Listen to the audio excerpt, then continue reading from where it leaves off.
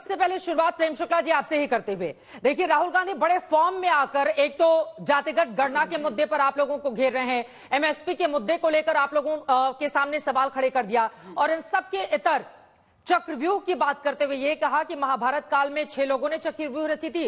मौजूदा वक्त में 6 मोदी, प्रधानमंत्री नरेंद्र मोदी के साथ ही गृह मंत्री अमित शाह का नाम लेते हुए बीजेपी पर तंज कसते हैं। सबसे पहले आज जो उन्होंने जवाब दिया है सदन के भीतर, उस पर आपकी टिप्पणी। चित्रा जी, नर्वस 99 के शिकार श्रीमान राहुल गांधी की खिसियाहट, बौखलाहट और नियमों की अनदेखी का बचकानापन उनके सारे भाषण में स्पष्टता से परिलक्षित हुआ है। श्रीमान राहुल गांधी चक्रव्यूह नहीं चक्रमव्यूह में है। इस चक्रमव्यूह में जहां जो है 44, 52 और 99, इसके आगे उनकी पार्टी बढ़ नहीं पा रही है। इसलिए अब एमएसपी की उन्होंने बात की। आदरणीय शिवराज सिंह चौहान जी, केंद्र के कृषि मंत्री जी ने बाकायदा संसद में 2007 में किस तरह से यूपीए 1 के कृषि मंत्री केवी थॉमस ने किस तरह से कहा था कि हम जो हैं, जो समिति ने रिपोर्ट दी थी, सुब्रमण्यम समिति ने, उस समिति की रिपोर्ट को हम लागू करने की स्थिति में नहीं हैं। हम एमएसपी की गारंटी नहीं दे सकते हैं। हम कॉस्ट प्लस 50% जो है वो स्वामीनाथन आयोग की रिपोर्ट के अनुकूल जो है, हम उनकी सिफारिशों को नहीं मान सकते। ये संसद में राहुल गांधी की माताजी जिस सरकार का नेतृत्व कर रही थी, उस सरकार ने संसद में कहा, तो एक आदमी किस तरह से संसद में खड़े होकर झूठ बोल रहा है, ये सिद्ध हुआ। दूसरा, उन्होंने अभी हलवा सेरेमनी की बात कही कि पिछड़े समाज का कौन व्यक्ति है, तो चित्रा जी उनकी आंखों पे ऐसी पट्टी बंधी हुई है कि वित्त राज्य मंत्री है ना पंकज चौधरी जी, पंकज चौधरी जी पिछड़े समाज से आते हैं, महाराजगंज के सांसद। पंकज चौधरी जी जो हमारे महाराजगंज से सांसद हैं, 7वीं बार के सांसद हैं, वो पिछड़े समाज से आते हैं। लेकिन राहुल गांधी के ट्विटरों ने उनको ये बताया नहीं होगा। अधिकारियों की बात कर रहे थे कि अधिकारियों में जिन लोगों ने बजट तैयार किया वित्त राज्य मंत्री, अब अधिकारियों में भी समझ लीजिए, अधिकारियों में भी समझ लीजिए चित्रा जी, 1992 की बैच के पहले का कोई व्यक्ति जो है सेक्रेटरी बन नहीं सकता है। तो 1992 के पहले किसकी सरकार थी? तो ये अपराध किसका है? नेहरू जी का, इंदिरा जी का, राजीव जी का। तो ये अपराध जो है, एक और सवाल का जवाब मैं आपसे लूंगी, उसके बाद बाकी मेहमानों के पास जाऊंगी। प्रेम शुक्ला जी, ठीक है। देखिए, महाभारत के दौरान युद्ध को जीतने के लिए कई प्रकार की व्यूह रचना की गई, जिसमें से एक चक्रव्यूह है। कई सारी व्यूह रचना दोनों ही पक्षों की ओर से, कौरवों की ओर से भी, पांडवों की ओर से भी कही गई, जिसमें से एक चक्रव्यूह है जिसका जिक्र बार बार किया जाता है। लेकिन यहां पर एक अलग तरह की व्यूह रचना जातिगत जनगणना के मुद्दे पर आप लोगों को लेकर कर दी है प्रेम शुक्ला जी, और सबसे ज्यादा फोकस मौजूदा वक्त में कांग्रेस पार्टी, राहुल गांधी इसी जातिगत जनगणना पर दे रहे हैं। तो क्या ये गले की फांस बन सकता है बीजेपी के लिए? प्रेम शुक्ला जी। जी बिल्कुल नहीं। जातिगत जनगणना बंद करने का कुकर्म जवाहरलाल नेहरू का था। जातिगत जनगणना नहीं होनी चाहिए, जाति आधार पर आरक्षण नहीं होना चाहिए था। ये मुख्यमंत्रियों को पत्र नेहरू जी लिख रहे थे। मंडल आयोग की कमीशन को दबाए बैठी थी श्रीमती इंदिरा गांधी। मंडल आयोग की सिफारिशें लागू हुई तो इससे जाति विद्वेष फैलेगा, ये संसद में राहुल गांधी के पिता राजीव गांधी कह रहे थे। संसद में आपने जो है लगातार विरोध किया। उसके बाद जो है जातिगत जनगणना 2004 से 14 में क्यों नहीं कराया, और जब कराया तो जाति सर्वे का जो है रिपोर्ट क्यों नहीं रिलीज किया? उसमें त्रुटियां थी, ये इनके सामने आई, क्यों नहीं रिलीज किया? इन्होंने प्रकाशित करने का काम क्यों नहीं किया?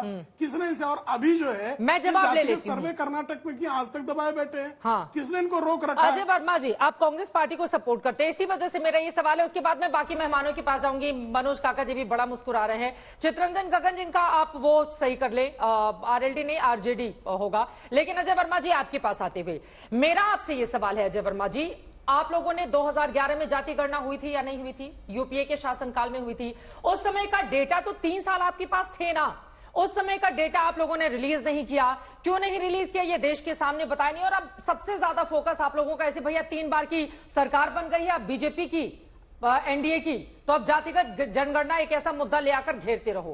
पहले ये तो बताइए 2011 में जो आपने करवाया था उसके आंकड़े 3 साल आपके पास थे, और जातिगत जनगणना ये कोई भी गणना कराने में देश का कितना संसाधन और पैसा खर्च होता है। अगर हम गणना करवाते हैं और डेटा रिलीज नहीं करते, क्या ये देश के साथ धोखा नहीं है? अजय वर्मा जी, चित्रा जी छिपा के रख लिया। अभी विद्वान प्रवक्ता भाजपा के पिछले, अभी वो नेहरू जी, इंदिरा जी 64, 65, 71, 11 से निकल नहीं पा रहे, उसी अवसाद में जी रहे हैं।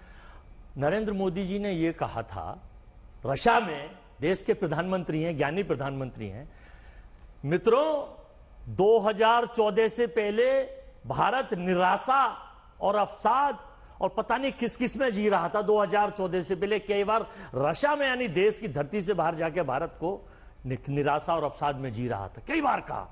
तो जब 2014 के बाद ही देश आजाद हुआ है, वो भी मोदी जी ने आजाद कराया, और एक वास्को डिगामा साहब गुजरात से आए थे जिन्होंने भारत की खोज करी, भारत की उत्पत्ति करी। तो फिर इसके बाद जब राहुल जी हमारे नेता सदन में चर्चा कर रहे, पूछ रहे हैं, जातीय जनगणना तो छोड़ दीजिए, 2021 की जनगणना ही नहीं कर रहे हैं आप, 24 आ गया, बजट में कोई प्रावधान नहीं कर रहा है। गणना कराकर रिपोर्ट छिपा लेने से अच्छा है मत करवाइए। आप देश का संसाधन किस तरह से लगाएंगे, ये सवाल पूछा जाएगा ना अजय वर्मा जी। आप लोगों से मुझे ये बताइए, 2011 के जो जातिगत आंकड़े थे, जो गणना करवाई गई थी, उसके आंकड़े आज तक कांग्रेस पार्टी ने जो 3 सालों तक 14 तक सरकार में थी, क्यों रिलीज नहीं किया गया? बताइए पहले। आप कह रही हैं, यही कह रहा हूं, आप कह रही हैं, ये कह रहे हैं कि आप गलत थे, लोगों ने हमको गलत मान लिया, और हमें उसकी नहीं, मैं बता तो रहा हूं, आंकड़े क्यों नहीं वही मैं बता रहा हूं, भैया, हमें उसकी सजा दे दी। फिर मान्यवर आ गए, तीसरी बार भी आ गए। केवल झूठ बोलो, जोर से बोलो, सुबह बोलो, शाम बोलो, रोज बोलो, तेज बोलो। इनसे कहिए फैक्ट्स में बात करें, बेरोजगारों के लिए क्या देंगे, छात्रों के लिए क्या देंगे। आर्थिक जनगणना में बजट में कोई प्रावधान ही नहीं करा, न जातिगत का, न आर्थिक का, न जनगणना का। और दूसरी बात यह है कि आप ये देखिए कि अगर कर लेते तो जो 80 करोड़ लोगों को अनाज पे आश्रित कर रखा है, 10-12 करोड़ वो बढ़ जाते, उसका नहीं है। नहीं, रक्षा के बजट में भी आपने लॉलीपॉप के सिवा कुछ नहीं दिया है। हमें उम्मीद थी 7.5 आना चाहिए था। और सुन लीजिए, एक और फाइनल कर रहा हूं, कहा था 2024 तक 5 ट्रिलियन कर देंगे, सबके दावे थे, सबकी न्यूज थी, सबके टीवी पर, आपके चैनल पर भी थे, लेकिन 3 ट्रिलियन से ज्यादा अब कह रहे हैं 2029 में करेंगे। प्रेम शुक्ला जी, आप पहले जवाब दे दीजिए। फेलियर सरकार की फेलियर है, सिवाय इसके कि गरीबों को कुचलना, मध्यम वर्ग को कुचलना और अत्याचार करना। प्रेम शुक्ला जी जल्दी से जी, जरा शांत हो जाए तो मैं शुरू करूं। हाँ, शांत हो गए हैं, बोलिए। देखिए, नेहरू का नाम लेते ही कैसे इनको जो है नकनकाने लगते हैं, आप देख रही हैं। इंदिरा का नाम क्यों न लिया जाए भाई? इंदिरा गांधी की नाक से तो नाक मिलाते हैं, और जब उनकी नकटी वृत्ति को बताते हैं तो बहुत चिढ़ जाते हैं। इतना चिढ़ने की क्या जरूरत है? राजीव गांधी के कारण ही श्रीमती सोनिया गांधी जो है वो कांग्रेस का, अरे भाई क्या मैं उनका ना सम्मान से ही नाम दे रहा हूं? क्या अवमानना की भाषा की? कौन सी अवमानना वाली भाषा की, जरा बताइए। कौन सी अवमानना की भाषा बोली मैंने? कौन सी बोली, जरा अभी मुझे रेखांकित कर दीजिए। नकनकाना क्या है, इसमें अवमानने वाली भाषा है ये? ठीक है, बोलिए। क्या इसका मतलब क्या समझा? बाकी लोग भी इंतजार कर रहे हैं। ठीक है क्या शुक्ला जी, नहीं, अनायास हस्तक्षेप कर रहे हैं वो। देखिए किस तरह से जो है झूठ बोलना और बारंबार झूठ बोलना, यही कांग्रेस का चरित्र हो गया है। अभी इन्होंने जो है एजुकेशन बजट की बात की, 2013-14 में इन्होंने एजुकेशन बजट था इनका 74,000 करोड़। इस बार का एजुकेशन बजट है 1.48 लाख करोड़ प्लस 2 लाख करोड़ जो है जो इंटर्नशिप के लिए एम्प्लॉयमेंट जनरेशन की दी जा रहा है, वो अलग। इनके बजट से 2 गुना बजट है, लेकिन ये बजट कम है। अब इनकी स्थिति है, बिना अध्ययन करके आने का यही परिणाम होता। ना तो राहुल गांधी जी अध्ययन करने को तैयार है, न कांग्रेस पार्टी अध्ययन करने को तैयार है, न कांग्रेस के समर्थक अध्ययन करने को तैयार है। साहब मुझे कृपा करके बताइए ना, कितने ट्रिलियन की इकोनॉमी आप छोड़कर गए थे? और जो आप औसात की बात कर रहे हैं, फ्रेजाइल 5 टर्म जो है ये किसने दिया था? ये क्रेडिट एजेंसीज ने दिया था वर्ल्ड वाइड। चित्रा जी मैं गलत कह रहा हूं तो टोकिएगा मुझे। फ्रेजाइल 5 भारत की अर्थव्यवस्था को ये टर्मिनोलॉजी किसने क्वाइन की थी? भारतीय जनता पार्टी ने क्वाइन की थी। ये वैश्विक जो क्रेडिट एजेंसीज हैं, जो रेटिंग एजेंसीज हैं, उन्होंने कहा था। ये सत्य है कि नहीं है? 4.6% पर ग्रोथ रेट छोड़कर गए थे, और कोविड के बावजूद आज दुनिया की सबसे तीव्रतम अगर कहीं पर ग्रोथ रेट है तो भारत में। ये सत्य है कि नहीं है? आरबीआई के आंकड़े बता रहे हैं कि 6.5 मुझे लगता है अजय वर्मा जी रोजगार हमने दिया। 10 वर्षों में 2.8 करोड़ को हमने रोजगार दिया। अर्थव्यवस्था की बातें कर रहे थे। जब रोजगार का मुद्दा उनके सामने उठा, सदन के भीतर उनकी ओर से क्या जवाब दिया गया है वो सुन लेते हैं मनोज जी, उसके बाद मैं फौरन आपके पास आऊंगी। मनसुख मांडविया को सुनिए। सत्य आपके सामने दिख रहा है कि इंडियन इकोनॉमी 6 to 7% ग्रो कर रही है। जब कोई देश की इकोनॉमी 7 to 8% ग्रो करती है तो स्वाभाविक तब ग्रो करती है जब मैन्युफैक्चरिंग बढ़ता है, सर्विस सेक्टर बढ़ता है, जब परचेज पावर बढ़ता है, तो ये सब होता है तो ऑटोमेटिक रोजगार का अवसर भी बढ़ता है। चिंता करने की आवश्यकता नहीं है। आज भी आप नेशनल सर्विस सेंटर पोर्टल पर जाइए, 19 लाख जॉब, आज भी 30 लाख जॉब दाता ने, कंपनियों ने रख के रखिए कि आइए यहाँ अप्लाई करिए। ये पोर्टल की बात कर रहा हूं, आप देख सकते हो। यहां से बाहर जाके तुरंत ही देखेंगे आपके परिवार में भी किसी को जॉब चाहिए और उसकी आवश्यकता के अनुसार यहाँ क्वालिफिकेशन होगा तो उसको भी जॉब मिलेगा। ये देश में नौकरियों की कोई कमी नहीं। सरकार की ओर से जो इंटर्नशिप योजना है उसको रद्दी बताने का काम किया गया कांग्रेस की ओर से, राहुल गांधी की ओर से। उसी पर आपको बताते चले मनसुख मांडविया ये बता रहे हैं कि नेशनल सर्विस पोर्टल पर जाकर अगर आप देखेंगे तो 19 लाख जॉब ऑफर किए गए हैं, मौजूदा वक्त में भी देखा जा सकता है। मनोज काका जी, अब सीधे आपके पास आते हुए मनसुख मांडविया साहब ने जो कहा उस पर भी जवाब, और अब से कुछ ही मिनट पहले योगी आदित्यनाथ ने भी एक आंकड़ा जारी किया है। उन्होंने कहा है सपा सरकार में 86 एसडीएम की नियुक्ति हुई, 86 में से 56 सिर्फ एक ही जाति से थे, लेकिन लोग इस पर खामोश रहते हैं। और पिछले 7 सालों में हमने 6.5 लाख सरकारी भर्ती की, इनमें 60% ओबीसी समाज की, 69,000 शिक्षकों की भर्ती में हमने इसको लागू किया। ये वही लोग ये सवाल खड़े करते हैं जो 86 में से 56 एक ही समाज के लोगों की भर्ती करते थे। मनोज यादव काका जी, जवाब इस पर आपका। चित्रा जफर इकबाल की एक लाइन है कि झूठ बोला है तो कायम भी रहो उस पर जफर, झूठ बोला है तो कायम भी रहो उस पर जफर। आदमी को साहिबे किरदार होना चाहिए। तो योगी आदित्यनाथ जी ने जो ये झूठ बोला है, आज नहीं, वो देश के उत्तर प्रदेश के गरिमामयी सदन में भी बोला उन्होंने। और उत्तर प्रदेश के गरिमामयी सदन में झूठ बोलने वाले पूरे देश के पहले मुख्यमंत्री होंगे योगी आदित्यनाथ जी। उस समय नेता विरोधी दल हमारे राष्ट्रीय अध्यक्ष जी होते थे। उन्होंने सदन के पटल पर सवाल पूछा कि अगर ये सही है कि उत्तर प्रदेश 12, 13, 14, 15, 16 के रिज्यूम में कभी भी अगर 56 एसडीएम, हालांकि उनका गणितीय ज्ञान भी ठीक नहीं था, उन्होंने 46 में भी 56 कह दिया, हालांकि 46 में 56 नहीं होता। उनसे पूछा गया, वो निराधार असत्य है, वो विज्ञापनी प्रचार है, वो भारतीय जनता पार्टी द्वारा पोषित प्रचार है। आज जब उन पर ये सवाल खड़े किए जा रहे हैं, और ये तो सदन में रिपोर्ट है कि उत्तर प्रदेश के 35 विश्वविद्यालयों में एक भी दलित पिछड़ा नहीं है, सारे मुख्यमंत्री के स्वजाति लोग हैं। बांदा एग्रीकल्चर यूनिवर्सिटी में वो भर्ती करते हैं तो सारे स्वजाति लोगों को भर लेते हैं। पूरे उत्तर प्रदेश में 69,000 शिक्षक भर्ती में 22,000 दलितों पिछड़ों का हक ले लिया।